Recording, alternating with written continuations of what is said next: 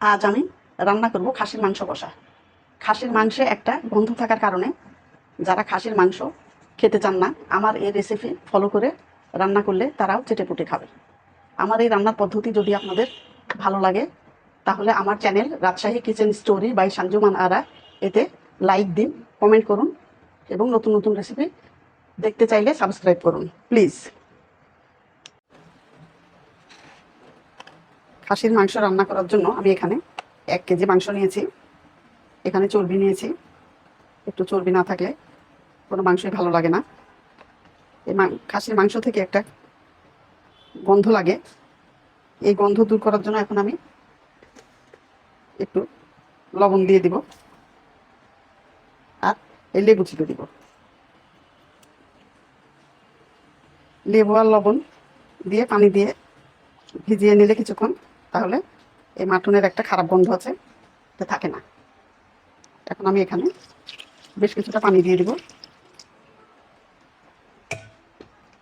এখন আমি এটা 10-15 মিনিট এটা আমি এই পানিতে ভিজিয়ে রাখবো। এই যে দেখেন পানির কালার এখন কেমন হয়ে গেছে। এটা ভিজানো থাক কয়েক মিনিট, তারপরে আমি ফিরে আসবো। মাংসটা ভিজানো থাকুক, এই ফাঁকে আমরা একটা মশলা করে নিই। এই মশলাগুলি আমি হালকা একটু ভেজে নেব, এরপর এটা ব্লেন্ডার করব।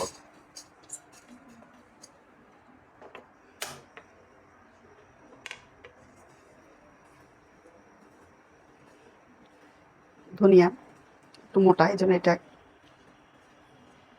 একটু দেরিতে গরম হয়। এর সঙ্গে দিয়ে দিলাম সবগুলি মশলা। এইগুলো একটু হালকা টেলে নেব।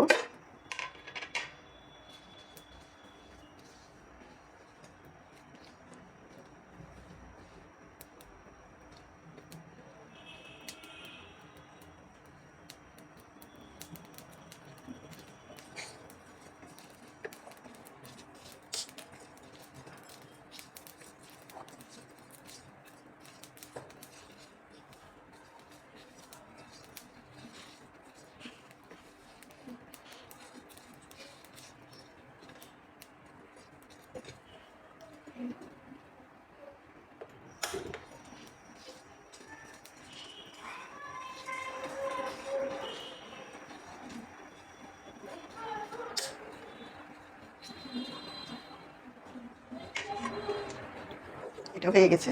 এখন এটা আমি ঠান্ডা করার জন্য এখানে ঢেলে নিলাম। এরপরে এই যে মাংসটা পানি থেকে তুলে, লবণ পানি থেকে তুলে আমি বেশ কয়েকবার ধুয়ে নিয়েছি সুন্দর করে। এখন আমি এটা রান্না করতে চলে যাব।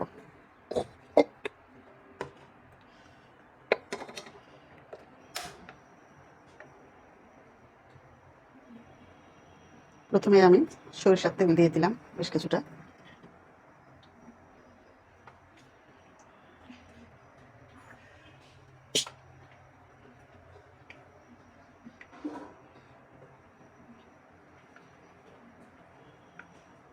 এর মধ্যে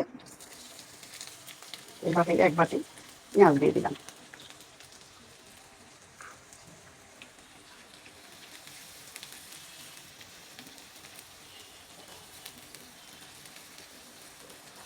এটা আমি বেশ লাল লাল করে ভাজবো।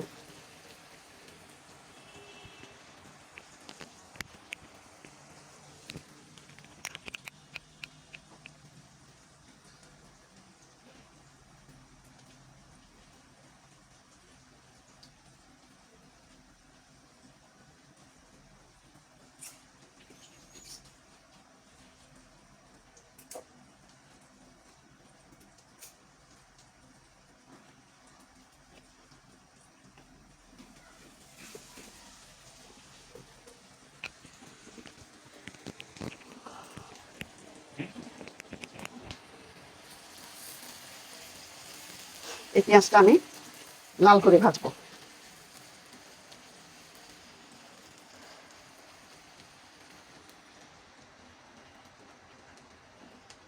এর মধ্যে আমি 2টা তেজপাতা দিয়ে দিলাম।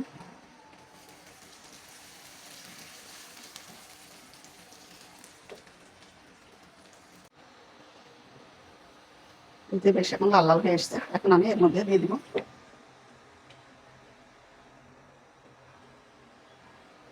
এখানে আদা রসুন জিরা বাটা আছে, এটা 1 টেবিল চামচ, এটা দিলাম আর হাফ টেবিল চামচ।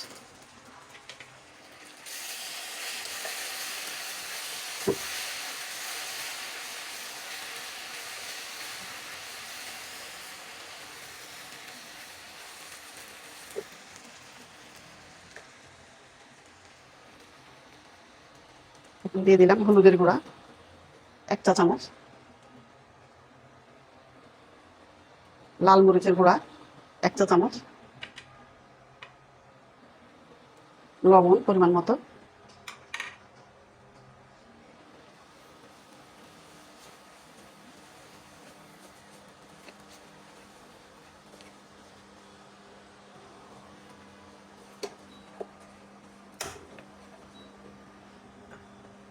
এর মধ্যে আমি মাংসগুলি দিয়ে দিলাম।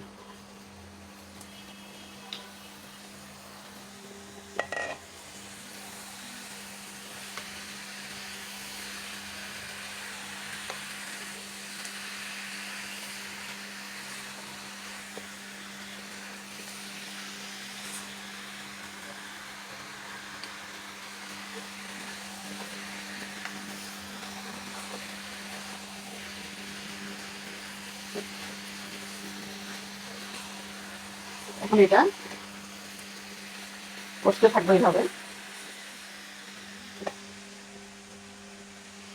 এই পর্যায়ে আমি গরম মশলার গুঁড়া দিয়ে দিচ্ছি, এটা আমার ঘরে তৈরি গরম মশলা গুঁড়া।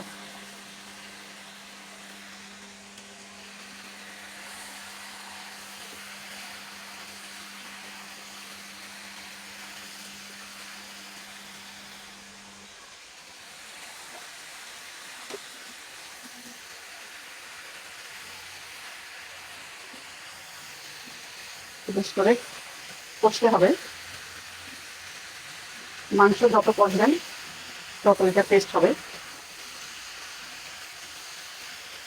আর খাসির মাংস কষে কষে রান্না করলে এর গন্ধটাও দূর হয়ে যায়, খাসির যে একটা আলাদা গন্ধ থাকে এই গন্ধটা থাকবে না। এখন আমি এই পর্যায়ে ঢেকে দিব।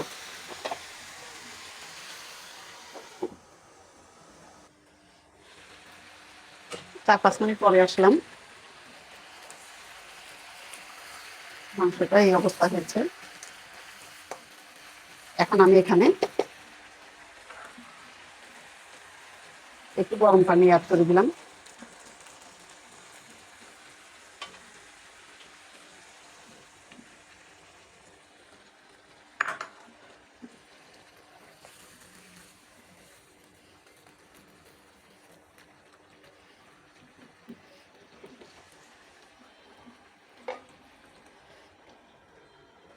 এবং ঢাকা দিলাম আবার 6 মিনিটের জন্য। 7-8 মিনিট হয়ে গেছে।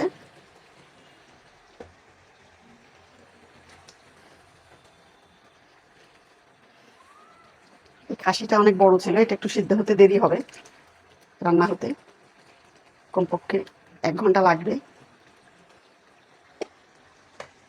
আমি এই পর্যায়ে আবার আমি বেশ কিছুটা গরম পানি ঢেলে দিচ্ছি। এটা আমি এখন রান্না করব প্রায় 15 মিনিট, এইভাবে রান্না করব। এই পর্যায়ে আমি কয়েকটা দেশি রসুন, আমি গোটা রসুন দিয়ে দিচ্ছি। যে কোনো মাংসে গোটা রসুন দিলে অনেক টেস্ট লাগে। আমি এখন এইভাবে 15-20 মিনিট পর আমি আসবো আবার। 20-25 মিনিট পর আমি আসলাম।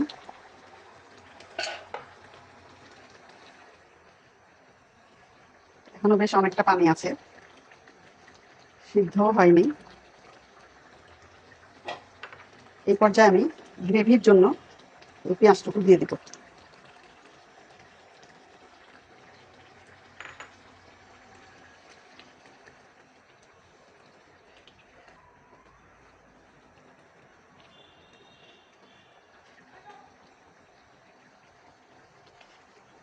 এটা আমি রান্না করব আবার কমপক্ষে 20 মিনিট। 20 মিনিট পর আমি আবার ফিরে আসবো।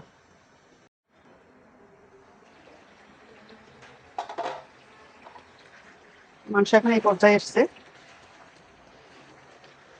এখন যে সিদ্ধ হয়ে গেছে। এখন আমি এই পর্যায়ে এই বাদাম, কিছু চীনা বাদাম, কাজু বাদাম নাই আমার কাছে, এই জন্য চীনা বাদাম কিছু, আর কিছু একটুখানি নারিকেল, এটা আমি ব্লেন্ডার করে এটা শেষে দিব। এটা আমি এখন ব্লেন্ডার করব।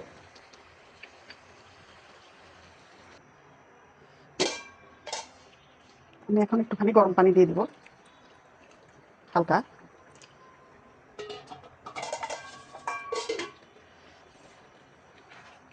একদম কষা কষা করবো না, একটুখানি গ্রেভি থাকবে।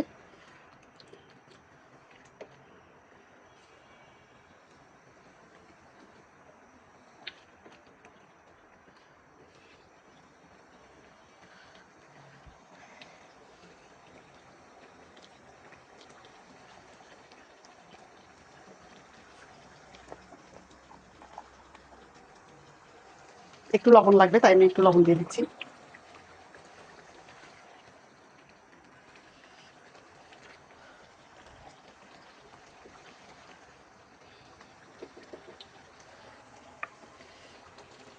আমি রান্নার শুরুতে যেই পাঁচমিশালি মশলাটা করেছিলাম সেটা এখন আমি দিয়ে দিলাম।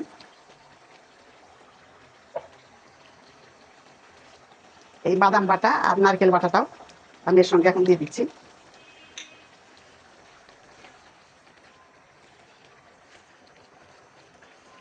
দারুণ একটা ফ্লেভার বের হচ্ছে। যারা খারাপ ফ্লেভারের জন্য খাসির মাংস খেতে চান না, তারা এই মাংস রান্না চেটেপুটে খাবেন। এইভাবে আপনারা খাসির মাংস রান্না করবেন, দেখবেন অনেক টেস্ট হবে।